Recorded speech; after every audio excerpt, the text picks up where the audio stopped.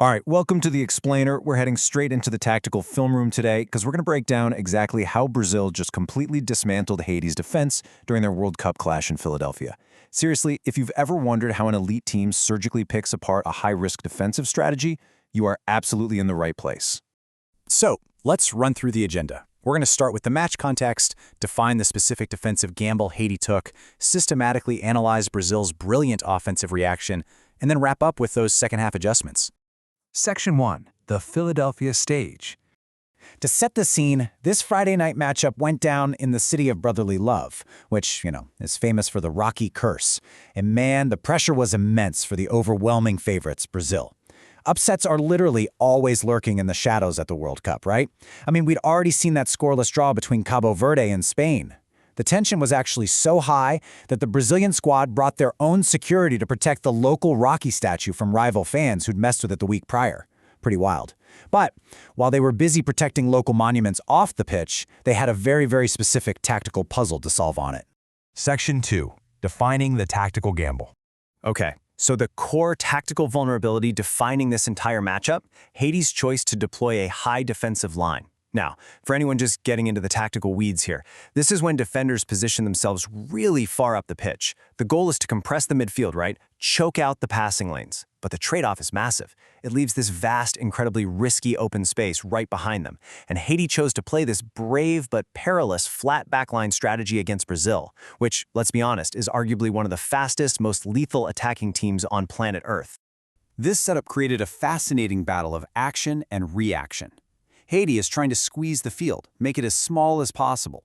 But Brazil's attackers, they didn't panic at all. Instead, they just continuously sought out that massive plot of open real estate behind the defenders. They did this using these sharp diagonal runs and perfectly weighted balls clipped right over the top. Moving on to Section 3, exploiting the high line. The absolutely crucial number to keep in mind here is 3. Brazil engineered a devastating 3 goals before halftime, and it was purely by exposing this single tactical choice from Haiti. It wasn't random, It was a systematic dismantling. There is this great observation from the match commentary that really hits the nail on the head. It highlights how smart it was for Brazil to pull Haiti out just a little bit more to find that space behind. This is their deliberate bait and switch technique.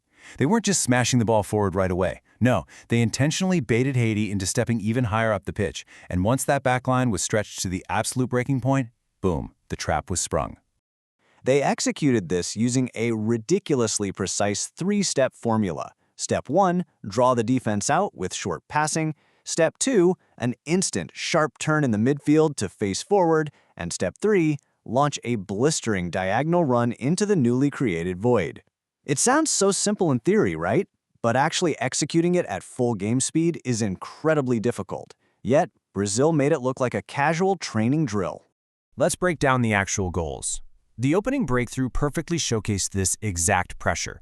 You have Vini Jr. exploiting the wide channel, stepping into the box, and cutting inside for the far post. That initial shot created a massive scramble. Matheus Cunha was right there for the rebound, and honestly, while a defender tried to cut it off, it inevitably ended up in the back of the net as an own goal. Just like that, the high line was breached.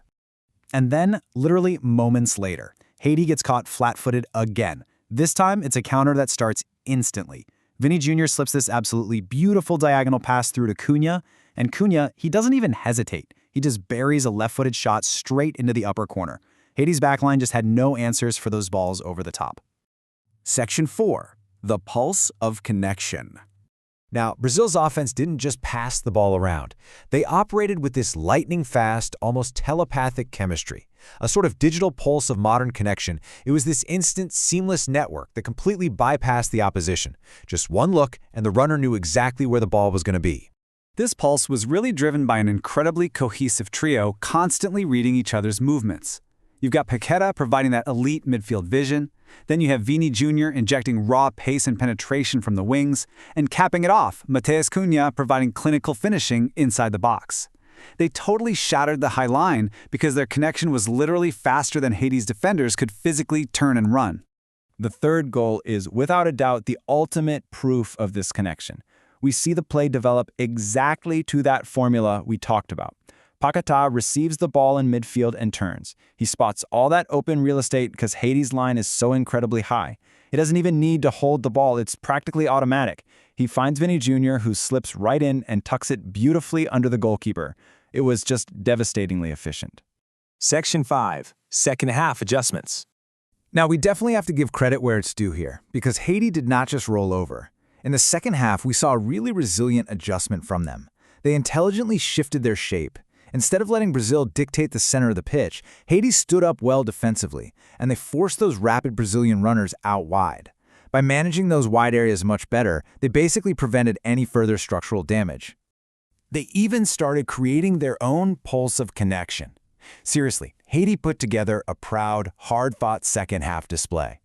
They had this super dangerous in-swinging corner that forced a fantastic reaction save from Allison, right under the post. And a bit later, they laid up a brilliant play that rattled right off the crossbar. It was a much better second half that truly showed their quality. Still, the final score remained 3-0. Brazil was back to their winning ways. Ultimately, the match was defined entirely by those blistering first-half tactical exploits. Brazil recognized a structural weakness, that high line, and ruthlessly, systematically exploited it. So, what does this all mean? Well, it leaves us with a fascinating question to ponder. As underdogs in world football continue to gamble with high defensive lines to disrupt bigger teams, will instantaneous, highly precise attacking chemistry always be the ultimate counter strategy? Can any high-pressing defense actually survive a full 90-minute match without completely neutralizing that modern telepathic link-up play? Definitely something to think about the next time you see a backline stepping all the way up to the midfield stripe. Thanks for joining me for this explainer, and keep your eyes on the tactics.